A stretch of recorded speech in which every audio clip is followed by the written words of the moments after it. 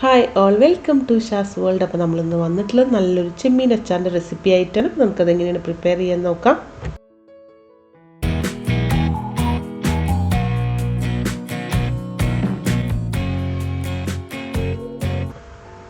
അപ്പോൾ ഞാനിപ്പോൾ ഇവിടെ 1 കിലോ ചെമ്മീൻ നല്ലപോലെ ക്ലീൻ ചെയ്ത് കഴുകി വൃത്തിയാക്കി വെച്ചിട്ടുണ്ട്.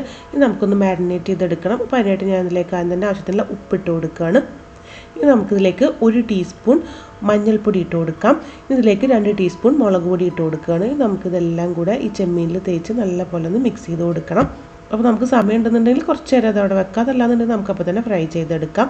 അപ്പോൾ ഞാൻ ആദ്യം തന്നെ നല്ലപോലെ ചെമ്മീനിലും തേച്ച് പിടിപ്പിച്ചിട്ടുണ്ട്. അപ്പോൾ ഇതൊരു അരമണിക്കൂർ അവിടെ ഇരിക്കട്ടെ. അതിനുശേഷം നമുക്കൊന്ന് ഫ്രൈ ചെയ്തെടുക്കണം. അപ്പോൾ ചെമ്മീൻ ഫ്രൈ ചെയ്യാനായിട്ട് ഞാനൊരു ഉരുളിയിലേക്ക് കുറച്ച് ഓയിൽ ഒഴിച്ചു കൊടുത്തിട്ടുണ്ട്. അപ്പോൾ നമ്മൾ ഈ ഒരു ഉരുളിയിൽ തന്നെയാണ് അച്ചാർ ഉണ്ടാക്കുന്നത്, അതുകൊണ്ട് ഞാൻ ഇതിൽ തന്നെ ഫ്രൈ ചെയ്തെടുക്കുന്നത്. നമുക്കിതിലേക്ക് നമ്മൾ മാരിനേറ്റ് ചെയ്ത് വെച്ചിട്ടുള്ള ചെമ്മീൻ ഇട്ട് കൊടുക്കാം. ഇനി ഒന്ന് എല്ലാ ഭാഗത്തേക്കും ഒന്ന് സ്പ്രെഡ് ചെയ്ത് കൊടുക്കുക. എന്നിട്ടൊരു 5 മിനിറ്റ് അവിടെ ഇരിക്കട്ടെ. അതിനുശേഷം നമുക്കിത് പതുക്കെ ഒന്ന് ഇളക്കി കൊടുക്കണം. അപ്പോൾ നമുക്കിത് പതുക്കെ ഒന്ന് ഇളക്കി കൊടുക്കാം. ഇത് നല്ലപോലെ ഒന്ന് ഫ്രൈ ആയി വരട്ടെ.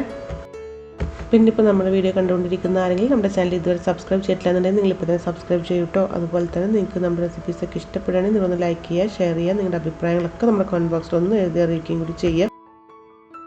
ഇപ്പോൾ അതേ ചെമ്മീനൊക്കെ നല്ലപോലെ ഒന്ന് ഫ്രൈ ആയി വന്നിട്ടുണ്ട്. അപ്പോൾ നമുക്കിനിപ്പോൾ ഈ ചെമ്മീൻ ഓയിലിൽ നിന്ന് മാറ്റാം.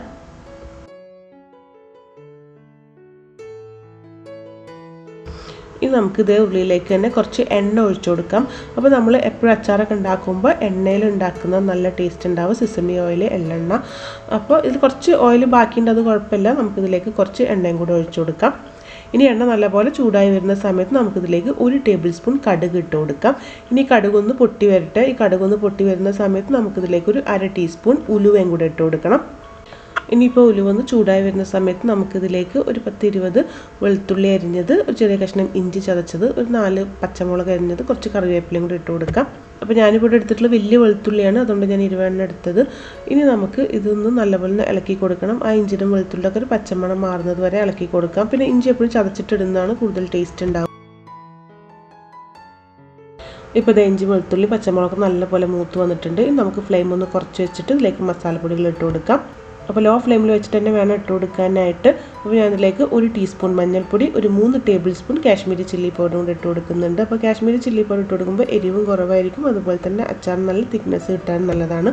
ഇനി കാശ്മീരി ചില്ലി പൗഡർ ഇല്ലാന്നുണ്ടെങ്കിൽ നിങ്ങൾക്ക് എരിവുള്ള മുളക് കൂടി ഇട്ട് കൊടുക്കാം. അപ്പോൾ ഒരു 1.5 മുതൽ 2 ടേബിൾ സ്പൂൺ വരെ നിങ്ങളുടെ എരിവിനനുസരിച്ച് ഇട്ട് കൊടുക്കുക. 2 മിനിറ്റ് ഒന്ന് ഇളക്കി കൊടുക്കുക. മസാല കരിഞ്ഞു പോകരുത്, അപ്പോൾ പിന്നെ ആ ഒരു അച്ചാറിൻ്റെ കളറും ടേസ്റ്റൊക്കെ മാറിപ്പോവും.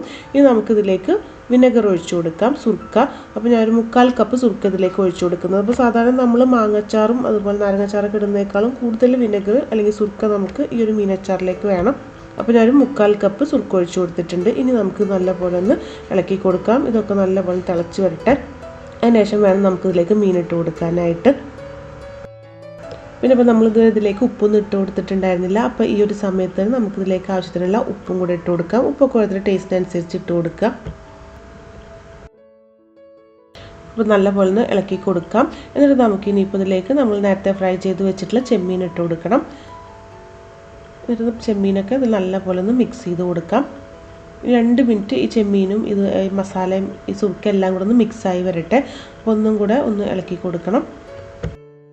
ഇനി നമുക്ക് ഈ അച്ചാറിൻ്റെ ഒരു മെയിൻ ഇൻഗ്രീഡിയൻ്റ് ആയിട്ടുള്ള കായപ്പൊടി ഇട്ട് കൊടുക്കാം. അപ്പോൾ ഏകദേശം ഒരു 3/4 ടേബിൾ സ്പൂൺ കായപ്പൊടി ഞാൻ ഇതിലേക്ക് ഇട്ട് കൊടുക്കുന്നുണ്ട്.